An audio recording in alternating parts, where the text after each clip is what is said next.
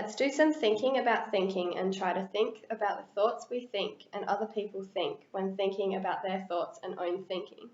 But that's enough to make this thinking about thinking too hard to think about, so let's rewind.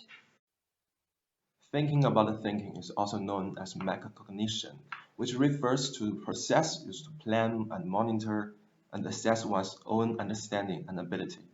These processes can be broken into three main areas of knowledge or manners of thinking. First, personal knowledge or ability to reflect and thinking realistically to comprehend one's own capabilities. Second, task knowledge or ability to think and perceive difficulty, length, and type of task. Third, conditional knowledge or knowing how to sequence thought to implement strategies to learn, complete tasks, or improvement. The ability to understand one's thought process or thinking about thinking can help build intrinsic metacognitive skills, which can help improve learning, memory, and processing.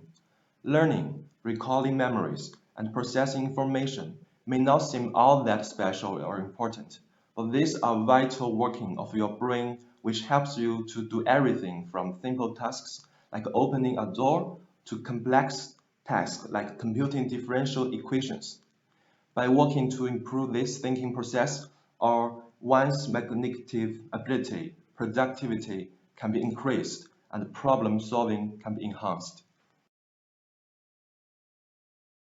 So let's take a look at a situation where we can apply some principles to help us think about our thinking and build our metacognitive ability.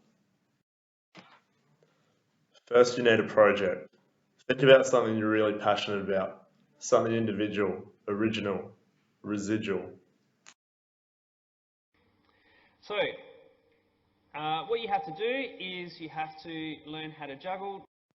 So, have you thought of something original and individual to do? Yes, I have. Good. Let's juggle. Step 1. Planning. Firstly, you need to think about what you need to do. It is also necessary to aim for goals. And it's important to set aside time to work on these goals. Step 2. Monitoring progress. As you are progressing, it is important to stop and think by asking yourself some questions. Am I on the right track? Should I adjust the pace?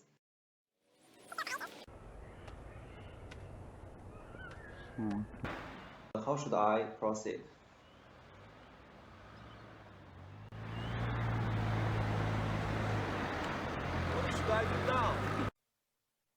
Step 3. Evaluating and reflecting.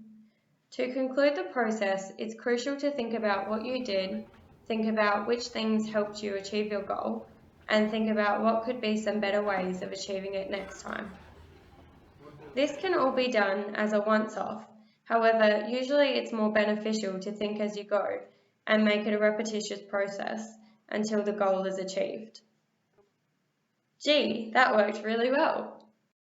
It's important to remember thinking is different for everyone, and everyone has different ways of thinking or differing metacognitive capacity.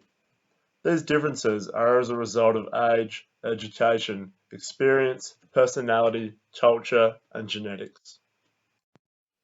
This means that while the underlying principles of plan, monitor, and evaluate help improve our thinking by engaging our personal, task, and conditional knowledge, the steps involved in this process will likely differ for different people. There are many types of thinking and personality models, such as the Belbin team roles, the MTIR approach, and the Marginson-McCann model.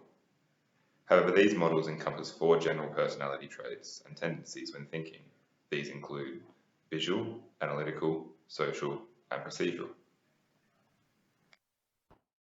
As you can see, everyone thinks and approaches tasks differently, just like when learning to juggle. Now we've thought about how to think about your thinking, and we've thought about how others might go about thinking about their thinking. This thinking principle can be thought for better thinking. But if that's all still too much thinking about thinking about thinking, just think. What do you think?